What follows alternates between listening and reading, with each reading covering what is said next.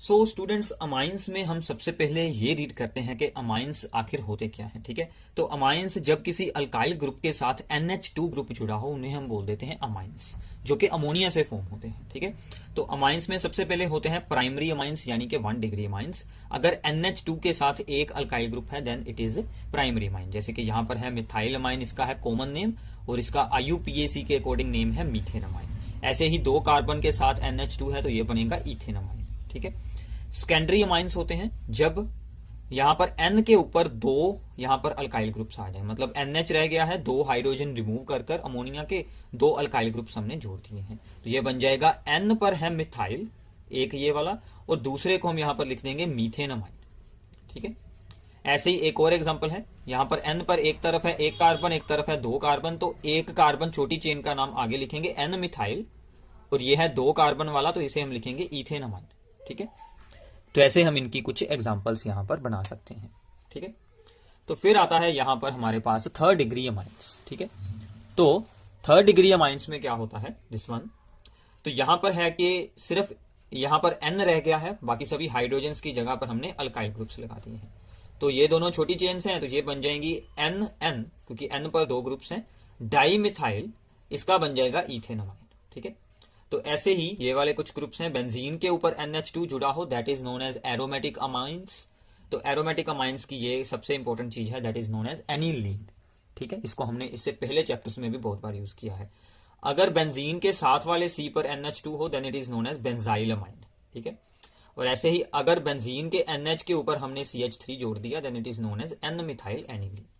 ठीक है, तो ये कुछ इसके यहां पर इंपॉर्टेंट एग्जांपल्स हो गई। अब हम इनकी कुछ करते हैं इंपॉर्टेंट रिएक्शंस। ठीक है, तो रिएक्शंस आपने अच्छे से यहां पर अंडरस्टैंड करनी है।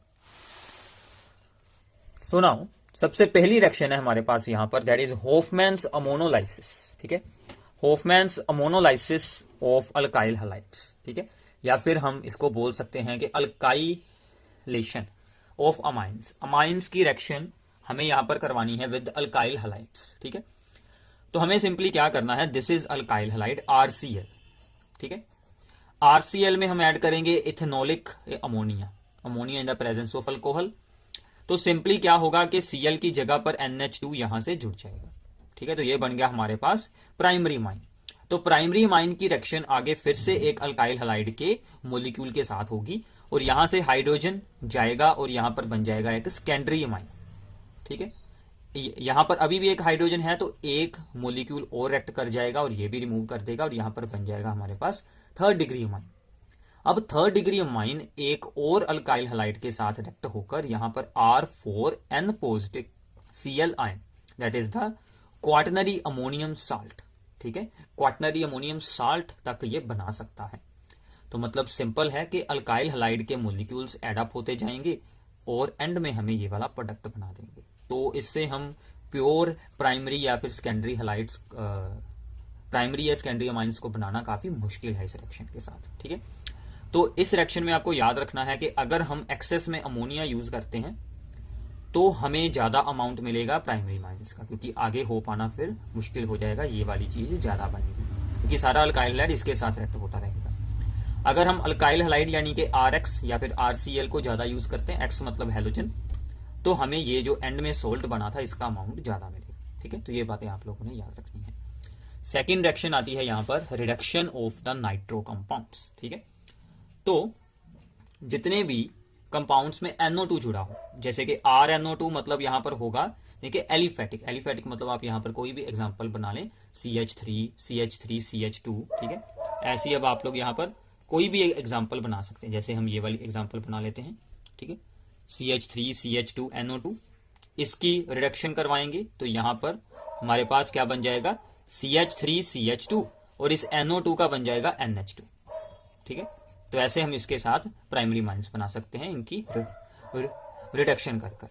रिडक्शन के लिए हमें क्या यूज करना है, simply hydrogen in the presence of Raney nickel. Raney nickel होता है स्पोंगी निकल।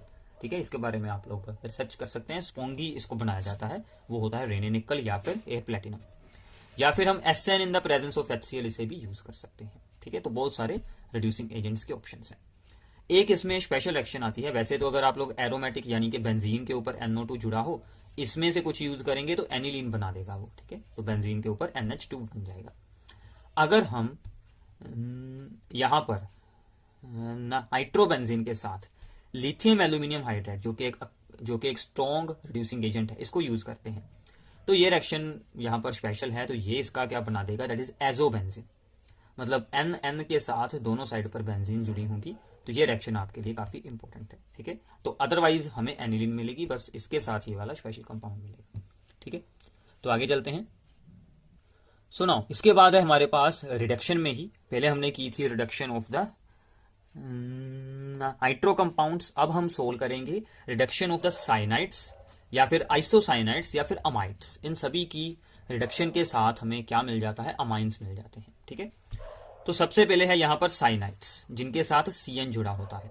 रिड्यूसिंग एजेंट कोई भी यूज कर लें, सभी ऑप्शंस हैं, सोडियम इन अल्कोहल या फिर hydrogen in the presence of निकल या फिर लिथियम एल्यूमिनियम हाइड्राइड, तो हमें अमाइंस मिल जाएंगे। क्या होगा, 2 हाइड्रोजन इस C के साथ और 2 हाइड्रोजन इस N के साथ, तो हमें यहाँ पर अमाइंस मिल जाएंगे। प्लीज साथ में नोट्स बनाएं, आपको फिर ही इसका 100% फायदा होने वाला है, ठीक है। अगर हम यहाँ पर आइसोसाइनाइड को यूज करते हैं, this is known as isocyanide. Isocyanides क्या होते हैं, जब हमारा बॉन्ड जो है वो यहाँ पर N के साथ फॉर्म हुआ हो, मतलब NC जुड़ा हो, ना कि CN, ये होते हैं साइनाइड्स, ये होते हैं आइसोसाइनाइड्स, ठीक है। ये हमने सब कुछ इससे पिछले यूनिट्स में भी बहुत बार किया है। इसकी भी रिडक्शन करवाएंगे, तो यहाँ पर हाइड्रोजन और इसके साथ हाइड्रोजन, तो यहाँ से हमें सेकेंडरी अमाइन मिलेगा, ठीक है। और इसमें एक और बात, अगर हम अल्काइल हैलाइड से शुरू हो जाए, ठीक है, आपने हेलोकेन्स हेलोरीन्स वाले चैप्टर में ये बात सीखी होगी। अल्काइल हैलाइड X यानी कि हेलोजन, उसकी रिएक्शन अगर हम करवाते हैं अल्कोहलिक KCN के साथ, तो ये वाला मिलेगा प्रोडक्ट, ये आगे बाद में हमें अमाइन बना देगा। तो एक C एटम हम इस चेन में ऐड कर सकते हैं, मतलब कि चेन की असेंडिंग कर सकते हैं, ठीक है। असेंडिंग मतलब क्या होता है कि चेन का साइज इंक्रीज किया जा सकता है बाय दिस रिएक्शन, ठीक है, इस वे के साथ, क्योंकि यहां पर जितने कार्बन होंगे, एक कार्बन इसका भी इसके बीच में एड अप होकर हमें एक कार्बन ज्यादा वाला अमाइन मिल जाएगा, ठीक है। इसलिए ये रिएक्शन इंपॉर्टेंट है। तो अगर हम यहां पर बात करते हैं, दैट इज फॉर द कि अमाइड्स, तो अमाइड्स की रिडक्शन के लिए एक स्टेप में हम ऐड करेंगे लिथियम एल्यूमिनियम हाइड्राइड और सेकंड स्टेप में इसमें हम ऐड करेंगे वाटर। तो इसमें यहाँ पर ऑक्सीजन की जगह पर हाइड्रोजन ऐड हो जाएंगे और हमें यहाँ पर अमाइन मिल जाएगा, ठीक है। तो ऐसे आप लोग अमाइड्स की रिडक्शन के साथ भी अमाइंस बना सकते हैं, इन सभी की रिडक्शन कर कर अमाइंस बन सकते हैं, ठीक है, ओके। तो आगे चलते हैं।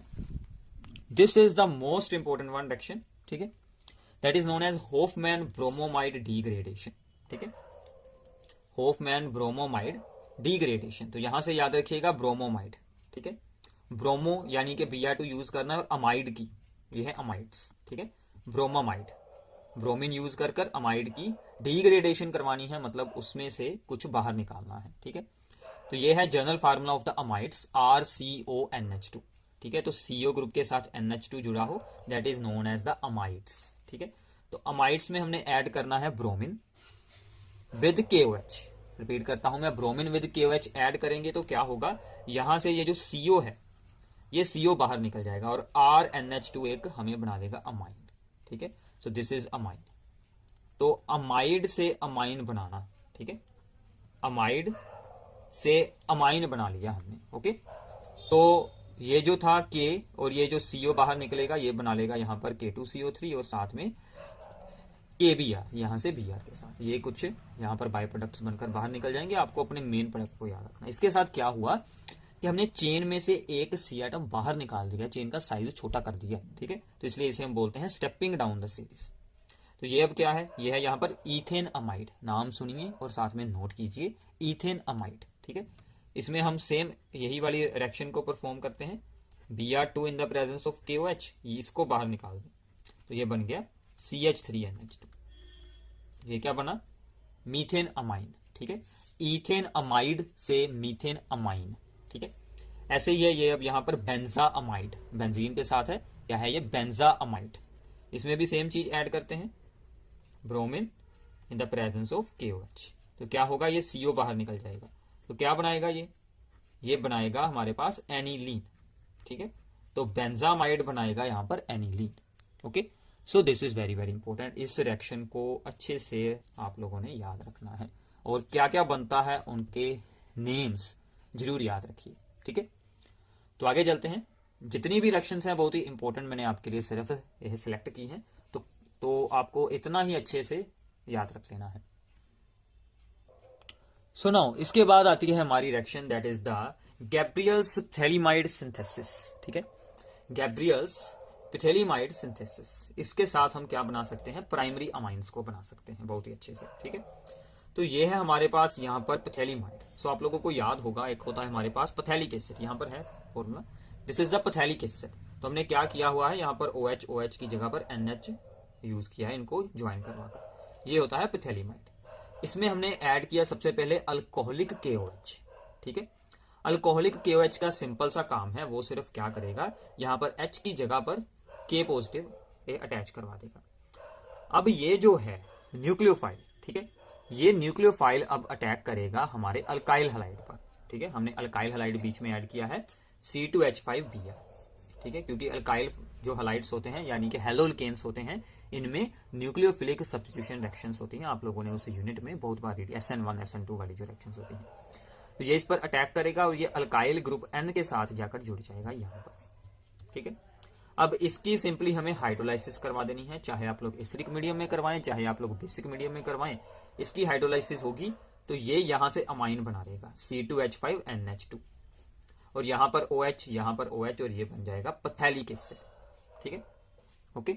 तो ये भी simple but very very important reaction है। इसमें एक बात आप लोगों को बहुत बार एग्जाम में डायरेक्टली पूछी जाती है कि क्या हम इस रिएक्शन के साथ एरोमेटिक अमाइंस को बना सकते हैं। अब ये एरोमेटिक अमाइंस क्या होते हैं, यानी कि ये वाले, ठीक है, बेंजीन वाले, यानी कि एनिलीन। ठीक है, ये भी पूछा जा सकता है, एरोमेटिक अमाइन यानी कि ये एनिलीन। तो एरोमेटिक अमाइंस इस रिएक्शन के साथ हम बिल्कुल नहीं बना सकते, क्योंकि यहां पर ये जो फॉर्म हुआ था दैट इज अनायन, जिसने अटैक करना था, वो इस पर अटैक बिल्कुल नहीं करेगा, because aromatic amines do not undergo nucleophilic substitution by anion formed by the phthalimide. ठीक है, क्योंकि इनकी न्यूक्लियोफिलिक सब्स्टिट्यूशन नहीं होती, इसलिए ये रिएक्शन इनके लिए बिल्कुल नहीं है। ये एलिफेटिक प्राइमरी अमाइंस यानी कि बेंजीन के बिना वाले जो होते हैं वही इसमें बनते हैं। ठीक है, so this is very very important reaction. ठीक है, सो आगे चलते हैं। Fifth reaction is also very very important, that is the carbylamine reaction. ठीक है, कार्बोलमाइन रिएक्शन या फिर हम इसे बोल देते हैं आइसोसाइनाइड टेस्ट। ये भी सिर्फ 1 डिग्री यानी कि प्राइमरी अमाइंस के बीच ही शो होती है, बोथ एलिफेटिक एंड एरोमेटिक, मतलब बेंजीन वाले भी और दूसरे भी सभी में, बट 1 डिग्री यानी कि NH2 जुड़ा हो। ठीक है, तो 1 डिग्री अमाइन में ऐड करेंगे CHCl3 क्लोरोफॉर्म। तो मैं आपको बता दूं क्लोरोफॉर्म वाली एक रिएक्शन और होती है, वो कौन सी है, रीमर-टिमर रिएक्शन, जिसमें हम क्या बनाते हैं, जिसमें हम बनाते हैं सैलिसल्डिहाइड। ठीक है, तो ये दो रिएक्शंस में हम बेसिकली क्लोरोफॉर्म को यूज करते हैं। सो क्लोरोफॉर्म एंड KOH अल्कोहलिक, यहाँ पर अल्कोहलिक KOH है। तो आपको सिंपली क्या करना है, इसे हमने करना है वार्म। तो ये जो NH2 ग्रुप है, इस NH2 ग्रुप का ये क्या बना देगा, ये इसका NC बना देगा, आइसोसाइनाइड वाला NC। ठीक है, इस NH2 का NC बनाएगा, चेन का कोई भी C एटम बिल्कुल नहीं यूज होगा, वो सब कुछ ऐसे ही रहेगा। ठीक है, तो इसकी फॉल स्मेलिंग होती है। ठीक है, इसकी फॉल स्मेल होती है, जिसके साथ कि इसकी डिटेक्शन हो सकती है। इसलिए हम प्राइमरी अमाइंस की, अगर हम सेकेंडरी अमाइंस या फिर 3rd डिग्री अमाइंस की में से डिस्टिंक्शन करनी हो प्राइमरी की, तो प्राइमरी के लिए ऑलवेज यही रिएक्शन प्रेफर की जाती है। जैसे कि यहाँ पर हमने एनिलीन की एग्जांपल दी है, तो एनिलीन में अगर हम सेम रीजेंट्स को ऐड करते हैं, मैं यहाँ पर लिख देता हूँ एरो के ऊपर, CHCl3 एंड KOH अल्कोहलिक। ठीक है, तो ये क्या बनाएगा, एनिलीन का क्या बना देगा, यहाँ पर NC लग जाएगा, मतलब बेंजीन के ऊपर NC अटैच हो जाएगा। ठीक है, तो इसकी भी फॉल स्मेल होगी, तो इसके साथ हम प्राइमरी अमाइंस की डिटेक्शन कर सकते हैं। ये बात आप लोगों ने याद रखनी है, दोबारा मैं आपको फिर से पूछूंगा, वहां पर आपको याद आनी चाहिए। ठीक है, सुनाओ इसके बाद है अब हमारे पास यहाँ पर असाइलेशन। तो असाइलेशन जैसे कि हम इससे पहले भी बहुत बार रीड कर चुके हैं, असाइलेशन का मतलब क्या होता है कि हमें CH3 CO ग्रुप को जोड़ना होता है। ठीक है, तो इसे हम बोल देते हैं असाइलेशन, हमें CH3 CO ग्रुप को यहाँ पर ऐड करवाना है, यानी कि इस ग्रुप को। ठीक है, तो अमाइंस के साथ इनकी जब रिएक्शन होती है तो उसमें क्या होता है, दिस इज अवर अमाइन, हमने यूज किया यहाँ पर RCOCl। ठीक है, तो असाइल ग्रुप में R चेन आगे तो और भी हो सकती है, तो ये जस्ट क्या होगा, ये जो COR ग्रुप है ये यहाँ पर जाकर N के साथ जुड़ जाएगा और एक हाइड्रोजन Cl के साथ जुड़कर HCl बनाकर बाहर निकल जाएगी, पर RNHCOR इसके साथ जुड़ जाएगा। ठीक है, सो इसकी एक एग्जांपल है आगे। तो यहाँ पर हमने एनिलीन की असाइलेशन करवाई है, तो ये CH3CO ग्रुप इस NH के साथ जुड़ गया है और ये यहाँ पर बन चुका है अस्टेनिलाइट, ये इसका एक कॉमन नेम है। ठीक है, वैसे इसका जो यहाँ पर IUPAC नेम भी काफ़ी इंटरेस्टिंग एंड इंपॉर्टेंट है, वो क्या बनेगा, N फिनाइल। तो N पर है फिनाइल और 2 कार्बन है, ये बनेगा इथेन अमाइड। सुन लीजिए, N फिनाइल इथेन अमाइड। ठीक है, अब इसका हमें क्या फ़ायदा होता है असाइलेशन करवाने का। ठीक है, तो असाइलेशन के साथ क्या होता है कि acylation of aniline reduces its activation effect. अब देखिए जो NH2 ग्रुप है ना, वो यहाँ पर रिंग को एक्टिवेट करता है टुवार्ड्स इलेक्ट्रोफिलिक सब्स्टिट्यूशन। तो रिंग में बहुत ही जल्दी यहाँ पर जो इलेक्ट्रोफाइल्स ऐड हो जाते हैं, तो अगर हमें उसकी एक्टिवेशन को डिक्रीज करना हो तो हम इसकी अस्टाइलेशन या फिर असाइलेशन हम इसकी करवा देते हैं, क्योंकि इसके साथ क्या होता है कि इलेक्ट्रॉन्स की डेंसिटी डिक्रीज हो जाती है अपॉन एन एटम, क्योंकि उसके साथ ये जो CO ग्रुप जुड़ा है वो इलेक्ट्रॉन्स को अपनी ओर अट्रैक्ट कर लेता है, उनकी डीलोकेलाइजेशन यहाँ पर वो करवा देता है towards the carbonyl group, this is carbonyl group. ठीक है, इसलिए तो ये भी रीजनिंग प्रॉब्लम्स में आपको पूछा जा सकता है। ठीक है, ध्यान रखिएगा। तो आगे चलते हैं, that is extraction 7th, reaction with the nitrous acid. ये क्या होता है, HNO2।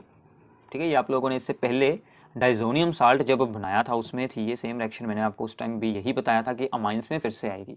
ठीक है, प्राइमरी एलिफेटिक अमाइंस हो, यानी कि बेंजीन के बिना वाले, RNH2 हमने यूज किया उसका जर्नल फॉर्मूला, उसमें NaNO2 विद HCl, क्योंकि इन्हीं दोनों से ही HNO2 फॉर्म किया जाता है नाइट्रस एसिड। ठीक है, इसको ऐड किया तो सबसे पहले इसमें भी डाइजोनियम साल्ट जैसी ही एक चीज फॉर्म हो जाएगी। ठीक है ना, एक कंपाउंड बनेगा N2 पॉजिटिव Cl नेगेटिव वाला, बट ये चीज अनस्टेबल होगी, जो कि आगे वाटर के साथ रिएक्ट होकर हमें अल्कोहल एंड साथ में N2 गैस रिलीज कर देगी। तो हमने बेसिकली यहाँ पर एंड रिजल्ट याद रखना है, प्राइमरी अमाइंस क्या बनाएंगे, अल्कोहल एंड N2। ठीक है, okay, on reacting with nitrous acid. ठीक है, और इन्हीं की जगह अगर हम यूज कर लें यहाँ पर एरोमेटिक, तो उसमें तो फिर से डाइजोनियम साल्ट ही बनने वाला है। तो अगर हम यहाँ पर एरोमेटिक को यूज करते हैं, यानी कि बेंजीन वाले यूज करते हैं, ठीक है, यहाँ पर एनिलीन, तो एनिलीन में अगर हम ये दोनों चीजें ऐड करते हैं तो हमें क्या मिलेगा, ये क्या था, बेंजीन डाइजोनियम क्लोराइड। ठीक है, नाम इसका जरूर साथ में आपको नोट डाउन करना है, बेंजीन डाइजोनियम क्लोराइड। ठीक है, दिस इज इंपॉर्टेंट थिंग। तो अगर हम यहाँ पर 5 डिग्री सेल्सियस से ऊपर रख देंगे टेम्परेचर, यानी कि 278 केल्विन से, तो हमें फिनोल मिल जाएगी, जैसे वहां पर अल्कोहल मिली थी। ठीक है, तो आल्सो इसकी अगर आप लोग वाटर के साथ रिएक्शन करवाकर इसको थोड़ा सा भी वार्म करते हैं तो हमें फिनोल मिल जाती है डाइजोनियम साल्ट से। ये हमने अल्कोहल फिनोल्स में रीड किया है। ठीक है, सो इससे अगली reaction also very very important and use for the distinction between the primary, secondary and the tertiary amines. ठीक है, तो ये पूरा है, इसको हम बोलते हैं हिंसबर्ग्स रीजन के साथ रिएक्शन करवाना। अब सबसे पहले हिंसबर्ग रीजन का फार्मूला पेपर में आपको पूछा जाता है, वो क्या है, हिंसबर्ग रीजन क्या है, this is benzene sulphonyl chloride, benzene के साथ SO2 एंड साथ में है Cl, this is known as benzene sulphonyl chloride. ठीक है, अब इसकी रिएक्शन होगी सबसे पहले प्राइमरी अमाइंस के साथ, ये है RNH2। सिंपल सी रिएक्शन है, बहुत ही ईजी है। ठीक है, यहाँ से H जाएगा, यहाँ से Cl जाएगा और ये SOO जो है वो यहाँ पर NRH के साथ जाकर जुड़ जाएगा। ठीक है, हो गया इसके साथ अटैच, सिंपल है। अब इसको हम जो भी ये चीज बनती है, इसका क्या नाम है, N पर जुड़ा है alkyl, N alkyl benzene sulphone amide. ठीक है, नाम याद रख लीजिए, ये भी पेपर में पूछा जा चुका है ऑलरेडी। तो ये जो कॉम्प्लेक्स होता है, ये N के ऊपर हाइड्रोजन है, इसलिए ये किसी अल्कली में या फिर बेस में डिसोल्व हो सकता है, सोलुबल है। अगर हम यूज करते हैं यहाँ पर सेकेंडरी अमाइन, ये वाला RR और NH, ये H और Cl जाएंगे बाहर, ये चीज बन गई। अब इसके पास तो कोई भी हाइड्रोजन ही है नहीं, so this is insoluble in KOH, insoluble है, तो यहीं से इनकी डिटेक्शन होती है, ये बनाएगा सोलुबल, ये बनाएगा इनसोलुबल कंपाउंड। ठीक है, और 3rd डिग्री में कोई हाइड्रोजन ही यहाँ पर होगी नहीं, यहाँ पर भी R जुड़ जाएगा, सो उसकी कोई रिएक्शन ही नहीं होगी, तो थर्ड डिग्री रिएक्शन नहीं करेगा, ये बनाएगा इनसोल्युबल, ये बनाएगा सोल्युबल वाला कंपाउंड, ठीक है। तो ऐसे हम इसकी डिटेक्शन कर सकते हैं। ओके, तो आगे चलते हैं। सो नाउ इसके बाद है अब यहाँ पर रिंग सब्स्टिट्यूशन इन एरोमेटिक अमाइंस। तो सबसे पहले जो एरोमेटिक अमाइंस में अमाइनो ग्रुप है वो रिंग को एक्टिवेट करता है, ये मैंने आपको बताया था, और वो बेंजीन रिंग में ऑर्थो एंड पैरा डायरेक्टिंग होता है, मतलब कि कोई भी इलेक्ट्रोफाइल आएगा और वो ऑर्थो ये वाली पोजीशन एंड ऑर्थो एंड ये पैरा पोजीशन पर आकर वो जुड़ेगा, ठीक है। इसको अगर आप लोगों ने प्रूफ करना हो या इसके बारे में आप लोगों ने एक्सप्लेनेशन वहां पर शो करनी हो तो आप लोग रेजोनेंस बनाएं यहाँ पर एनिलीन की। तो इसको अब मैं एक्सप्लेन बिल्कुल नहीं करूंगा बिकॉज ऑलरेडी हम फिनोल एंड क्लोरोबेंजीन की रेजोनेंस एक्सप्लेन कर चुके हैं, ठीक है। वैसे ही सेम टू सेम ये भी आप लोगों ने खुद बनाकर देखनी है, इतनी प्रैक्टिस आपकी ज़रूर हो चुकी होगी, ठीक है। तो ये अपने आंसर में बताना है अगर आपको इसके बारे में कुछ पूछा जाता है तो, ठीक है। अब इसकी कुछ रिएक्शंस को हम यहाँ पर ऑब्जर्व करते हैं कि इसकी रिएक्शंस अब यहाँ पर कैसे होती है, ठीक है। तो ये है इसकी एक इंपॉर्टेंट रिएक्शन, ठीक है, जो हमने यहाँ पर शो की हुई है। तो इसमें अब क्या है देखिए ध्यान से, अगर हम aniline, so this is aniline, इतनी अंडरस्टैंडिंग है, ओके। एनिलीन की रिएक्शन हुई ब्रोमीन वाटर के साथ, ठीक है, एक्वस ब्रोमीन के साथ, जैसे फिनोल की होती है वैसे ही सेम टू सेम एनिलीन की है। यहाँ पर सभी ऑर्थो एंड पैरा पोजीशन पर ब्रोमीन जुड़ जाता है, सेम ही फिनोल में होता था, और यहाँ पर भी व्हाइट प्रेसिपिटेट मिलते हैं जैसे कि फिनोल में होता था, ठीक है। दोनों की सेम रिएक्शन है। अब अगर हमें यहाँ पर चाहिए मोनो सब्स्टिट्यूटेड ए प्रोडक्ट, यानी कि सिर्फ एक जगह पर ही Br जुड़े, ऐसे ना जुड़े सभी जगह पर, तो हम क्या करेंगे, इसकी पहले असाइलेशन करवा देंगे। सो दिस इज असाइलेशन, जो हमने अभी अभी एक्सप्लेन की थी। असाइलेशन के साथ क्या हुआ था, इसका जो है वो रिंग की एक्टिविटी डिक्रीज हो गई थी, वो मैंने आपको वहां पर बताया है। तो रिंग की एक्टिविटी यहाँ पर डिक्रीज हो जाएगी ड्यू टू असाइल ग्रुप, तो इसको हम बोल देते हैं protection of amino group. Amino group की प्रोटेक्शन हो चुकी है, ठीक है। अब इसकी रिएक्शन करवाई जाएगी ब्रोमीन के साथ, तो हमें ऑर्थो एंड पैरा प्रोडक्ट मिल जाएंगे, जिसमें से कि ये वाला प्रोडक्ट मिलेगा आपको ज़्यादा अमाउंट में, यानी कि this is the major product. अब इस असाइल ग्रुप को यहाँ से रिमूव करने के लिए हम इसमें ऐड कर देंगे एसिड, और वो यहाँ पर हमें दोबारा से NH2 बना देगा। तो ये क्या बन रहा है यहाँ पर, पैरा ब्रोमो, देखिए एनिलीन। ये बहुत बार पेपर में पूछा गया है कि एनिलीन से बनाएं पैरा ब्रोमो एनिलीन, ठीक है। तो ये आप लोग ऐसे बनाकर दिखा सकते हैं, ओके। आगे हम ऐसे एग्जाम्पल सोल्व करेंगे, ठीक है।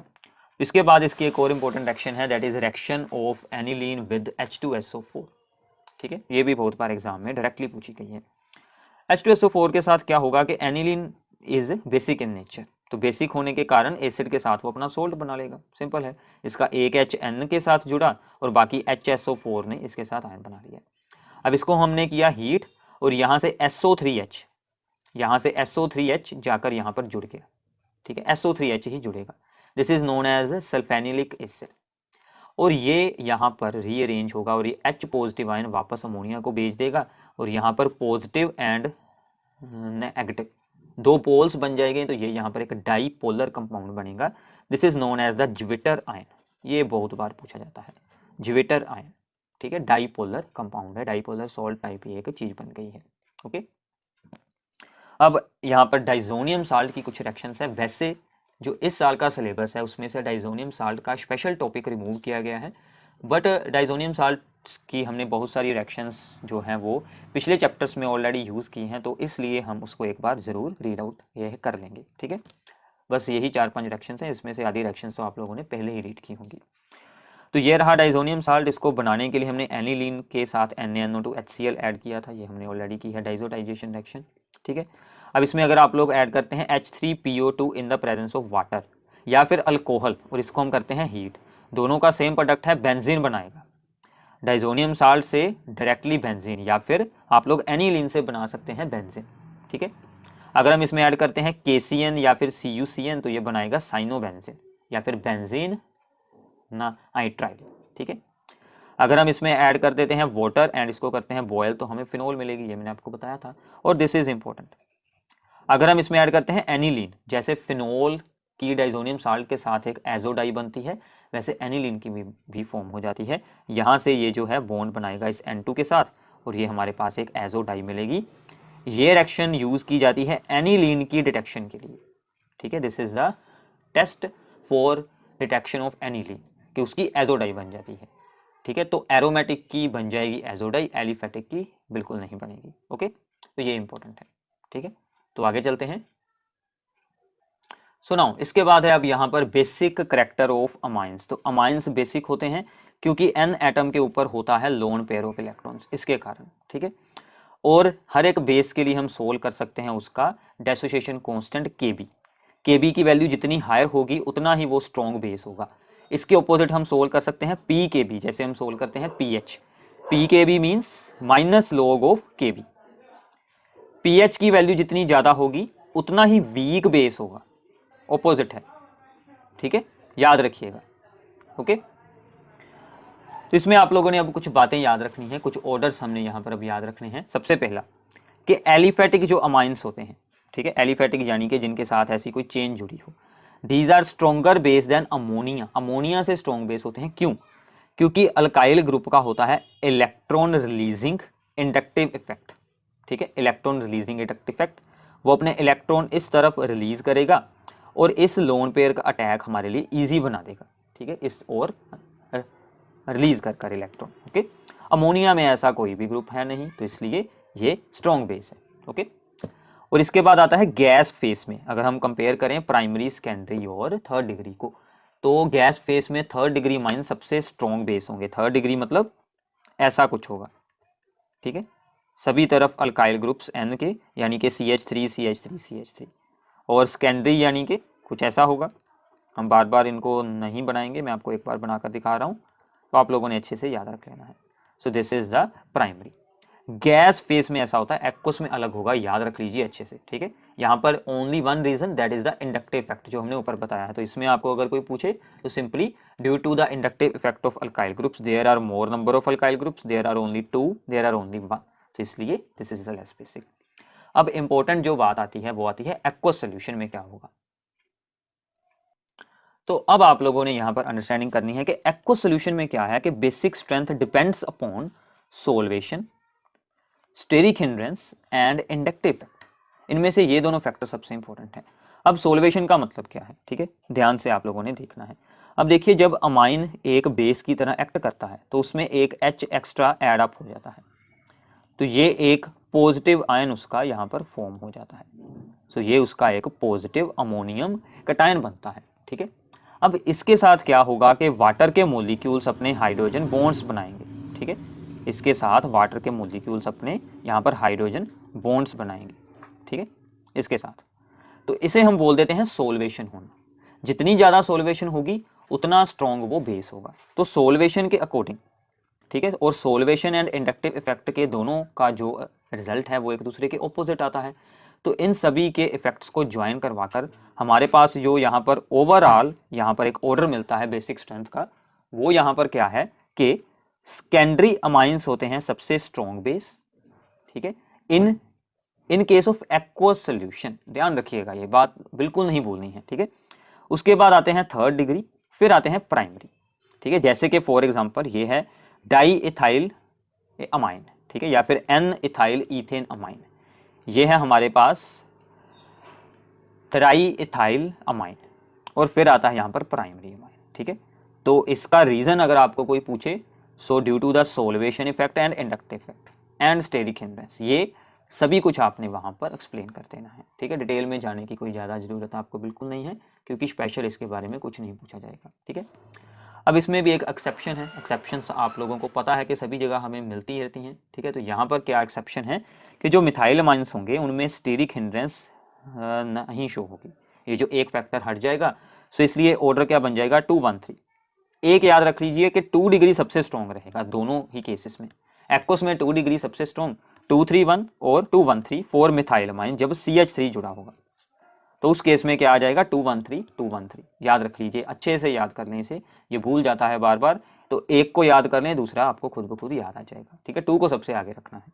ओके, अब इसके बाद आता है कि जो एनिलीन है, तो एनिलीन की भी बात होनी चाहिए। ठीक है ना, तो aniline is weak base then aliphatic amines. जो एलिफेटिक अमाइंस होते हैं यानी कि जिनमें बेंजीन रिंग के बिना कोई चेन होती है जुड़ी, उनसे वीक बेस हो जाता है एनिलीन। ठीक है, तो एनिलीन वीक बेस है। ओके, एनिलीन क्यों वीक है? क्योंकि यहां पर जुड़ी हुई है benzene ring. So electron pair on the N atom is not available due to resonance in aniline. हमने एनिलीन की रेजोनेंस बनाई थी, ठीक है, मैंने आपको अभी दिखाई थी इससे पहले।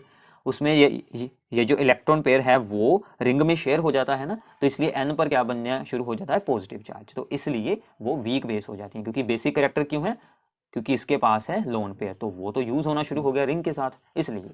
ठीक है, तो ऐसी सिंपल सी बातें आप लोग अच्छे से याद रख सकते हैं। ठीक है, ओके, तो आगे चलते हैं। कुछ और यहाँ पर बेसिक स्ट्रेंथ के ऑर्डर्स हैं, तो ये डायरेक्टली आपको पूछे जाएंगे, बस आपको अच्छे से अंडरस्टैंड करना है।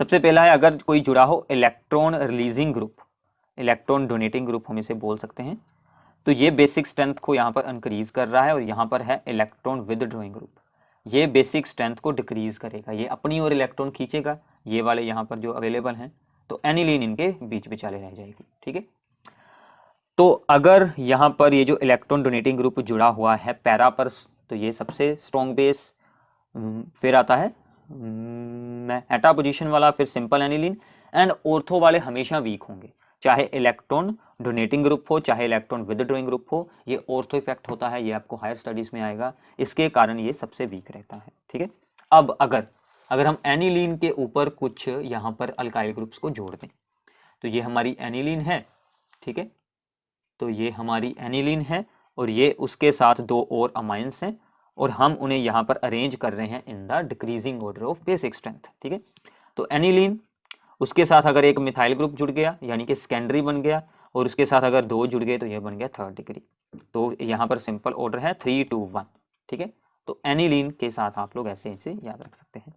और एनिलीन एंड बेंजाइल अमाइन में से बेंजाइल अमाइन होगा, क्योंकि वो एक एलिफेटिक में आ जाता है, क्योंकि बेंजीन के साथ वाले सी पर है, ये NH2 ग्रुप डायरेक्टली बेंजीन के साथ बिल्कुल नहीं जुड़ा, अगर वो डायरेक्टली जुड़ा है तो ये रेजोनेंस शो हो जाएगी, तो एनिलीन वीक बेस है देन दिस वन। ठीक है, तो ये आपको बेसिक कैरेक्टर के ऑर्डर्स को अच्छे से याद कर लेना है। ठीक है, तो इसके बाद अब हम यहां पर करेंगे डिस्टिंक्शन टेस्ट्स। सो नाउ सबसे पहला है हमारे पास distinction between primary amine versus secondary और द थर्ड डिग्री अमाइन। मतलब एक साइड पर हो आपके लिए प्राइमरी और उसके साथ में सेकेंडरी या फिर थर्ड डिग्री अमाइन, देन हम सिर्फ यूज करेंगे कार्बाइल अमाइन टेस्ट, या फिर हमने अभी अभी रीड किया था आइसोसाइनाइड टेस्ट। क्योंकि प्राइमरी अमाइंस में सिर्फ शो होता है, इन दोनों में ये वाला बिल्कुल नहीं शो होगा, तो इसलिए हम ये वाली रिएक्शन परफॉर्म कर देंगे। हम सिर्फ क्या लिखेंगे कि this primary amine gives this test but secondary and third degree do not give. तो इसमें क्या होता है, कोई भी एलिफेटिक या फिर एरोमेटिक अमाइन हो प्राइमरी, उसमें हम CHCl3 chloroform and KOH alcoholic add करते हैं, तो आइसोसाइनाइड की फोल स्मेल हमें वहां पर मिलती है। सेकेंडरी एंड थर्ड डिग्री में ये वाली रिएक्शन बिल्कुल नहीं होती। ठीक है, और इनकी कुछ एग्जांपल्स जिन चीजों में आप लोग इसे यूज कर सकते हैं, सबसे पहला है यहाँ पर मीथेन अमाइन वर्सेस यहाँ पर है हमारे लिए डाई मिथाइल अमाइन, तो इसमें शो होगा this is being the 1 degree, तो इसमें शो हो जाएगा। ऐसे यहाँ पर aniline and N methyl aniline, मतलब एनिलीन के ऊपर एक मिथाइल ग्रुप जुड़ा है, तो इसमें शो होगा दिस इज द प्राइमरी, और ये है सेकेंडरी, ये भी सेकेंडरी है, तो इनमें ये वाली रिएक्शन बिल्कुल नहीं शो होगी। ठीक है, ऐसे यहाँ पर एनिलीन वर्सेस दिस वन, ये है हमारे लिए अब यहाँ पर एक थर्ड डिग्री, इसमें भी नहीं शो होगी, इसमें शो हो जाएगी। तो ऐसे आप लोग इन सभी पेयर्स में डिस्टिंक्शन कर सकते हैं। सिंपल, सबका सेम आंसर है, सिर्फ इस साइड वाली कोई भी चीज हो वर्सेस दिस वन, ये वाला आंसर आपने एक्सप्लेन कर देना है। ठीक है, सो इसके बाद है between the secondary and the third degree amine, ये बहुत इंपॉर्टेंट है। सेकेंडरी और द थर्ड डिग्री अमाइन के लिए हमें यहाँ पर क्या करना होगा, we use the Hinsberg reagent. तो हमने क्या रीड किया था, सेकेंडरी अमाइन के साथ जब रिएक्शन होगी, this is being the secondary amine, तो ये यहाँ पर अटैच होकर ये वाला एक कंपाउंड बनाएगा यहाँ पर, तो ये कंपाउंड KOH में इनसोल्यूबल होता है। अगर हम यहाँ पर यूज करते प्राइमरी तो वो सोल्यूबल बनाता है, ये इनसोल्यूबल बनाएगा।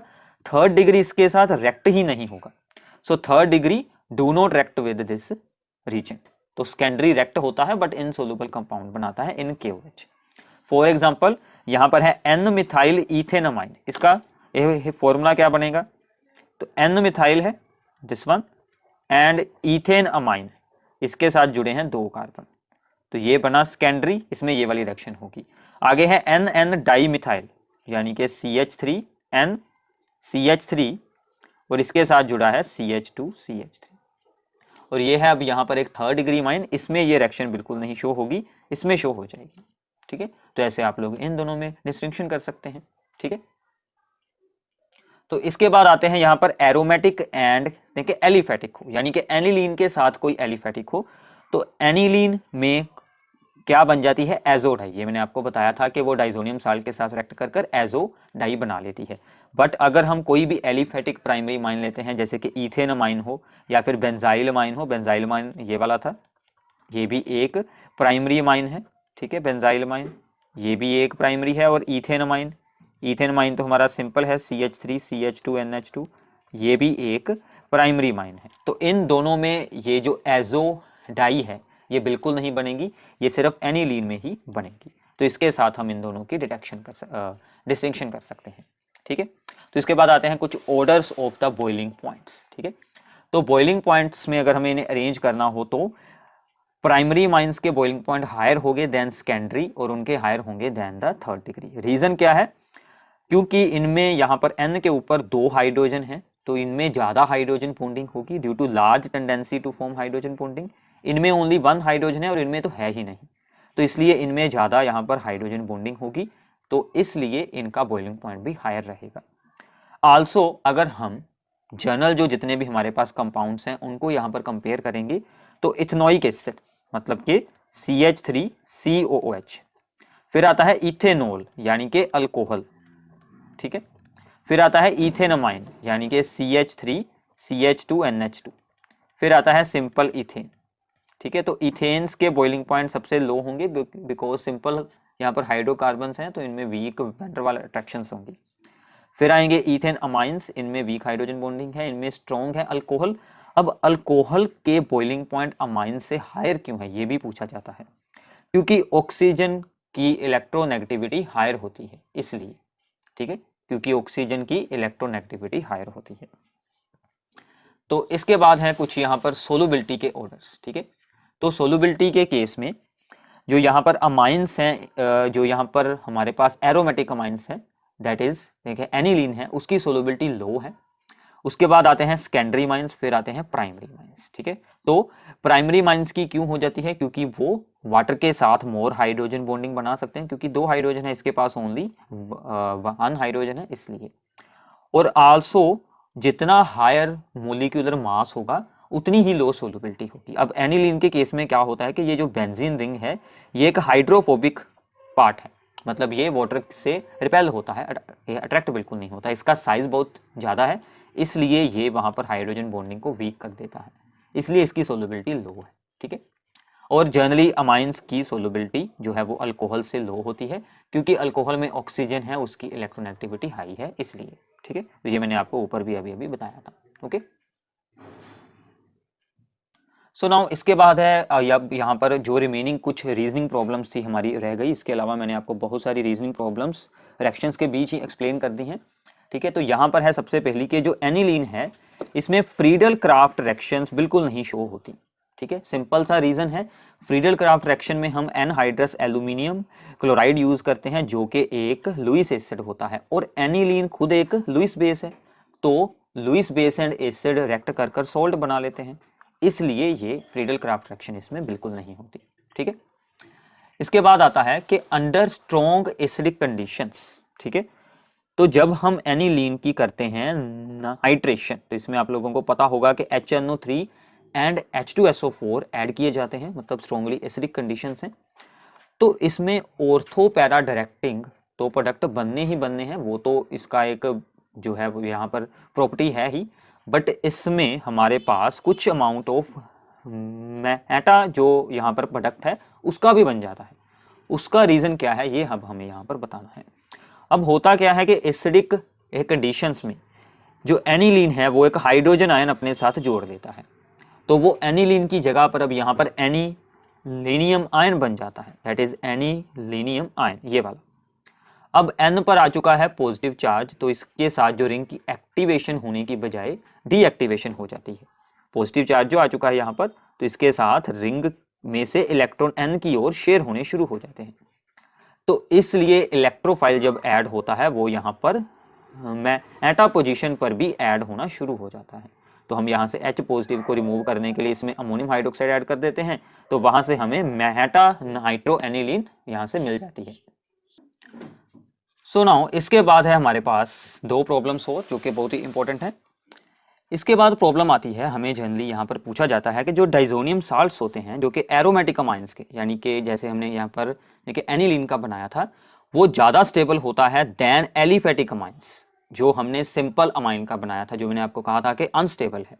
उसका रीज़न क्या है? ठीक है, उसका रीज़न ये है कि बेंजीन रिंग होने के साथ इस N2 पॉजिटिव के साथ बेंजीन रिंग होती है जो कि पॉजिटिव चार्ज का डिस्पर्सल यहाँ पर करवा देती है ड्यू टू रेजोनेंस। मतलब ये जो पॉजिटिव चार्ज है इसको ये बेंजीन रिंग स्टेबलाइज कर देती है। ठीक है, इसकी सिंपली यहाँ पर रेजोनेंस आप किसी भी बुक में से देख सकते हैं। अगर आपको स्पेशल पूछी जाएगी तो आपने बनानी है, अदरवाइज इतना आंसर यहाँ पर इनफ है। ठीक है, तो इसमें रेजोनेंस के साथ इसका जो पॉजिटिव चार्ज है उसकी डिस्पर्सल यानी कि वो सब में शेयर हो जाता है, इसलिए। ठीक है, इसके बाद आता है कि मिथाइल अमाइन जो होता है, ठीक है, यानी कि दिस वन इन वाटर, जब हम इसे डिसोल्व कर देते हैं, this reacts with the ferric chloride FeCl3 to form the brown precipitates of the hydrated ferric oxide. ऐसा क्यों होता है, इसकी आपने रिएक्शन बनाकर दिखानी है। ये है मिथाइल अमाइन, ये वाटर में जाएगा और बीइंग बेसिक इन नेचर यहाँ से हाइड्रोक्सल आयन रिलीज करवा देगा। ये हाइड्रोक्सल आयंस फेरिक क्लोराइड के साथ रिएक्ट होकर उसके ब्राउन कलर के प्रेसिपिटेट बना देंगे, जिनका कि ये वाला फॉर्मूला बनेगा। ठीक है, तो ये आप यहाँ से बता सकते हैं इजीली। ठीक है, तो ये थी कुछ रीजनिंग प्रॉब्लम्स। इसके अलावा हमने 4-5 रीजनिंग प्रॉब्लम्स को इन द रिएक्शंस के बीच में मैंने आपको बताया है, जैसे कि गैब्रियल पैथेलेमाइड रिएक्शन में थी, ऐसे ही और बहुत सारी रिएक्शंस में मैंने आपको एक्स्ट्रा बातें बताई हैं। और जितने भी basic characters and boiling points and solubility के ऑर्डर्स हैं वो भी सभी रीजनिंग में ही पूछे जाते हैं, वो भी आप लोग वहाँ पर बता सकते हैं। और एक दो अब हम यहाँ पर इम्पोर्टेंट कन्वर्जन रिएक्शंस को एक्सप्लेन कर लेते हैं जो आपके लिए काफ़ी इंपॉर्टेंट रहने वाली हैं। सबसे पहले एनिलीन से बनाएंगे 4 ब्रोमो एनिलीन। ये जो हमने यहाँ पर असाइलेशन वाली रिएक्शन की थी, जिसमें हमने की थी प्रोटेक्शन ऑफ द दिस, ठीक है, एनिलीन, देखिए अमाइनो ग्रुप, ठीक है, वही वाली सेम रिएक्शन है। सबसे पहले इसकी की जाएगी प्रोटेक्शन मतलब असाइलेशन, फिर इसमें ब्रोमीन ऐड की जाएगी तो हमारा मेजर प्रोडक्ट ये वाला बन जाएगा, ये पैरा प्रोडक्ट। इसमें हम एसिड या फिर बेस ऐड कर कर इसे रिमूव कर कर यहाँ से बना लेंगे 4 ब्रोमो एनिलीन।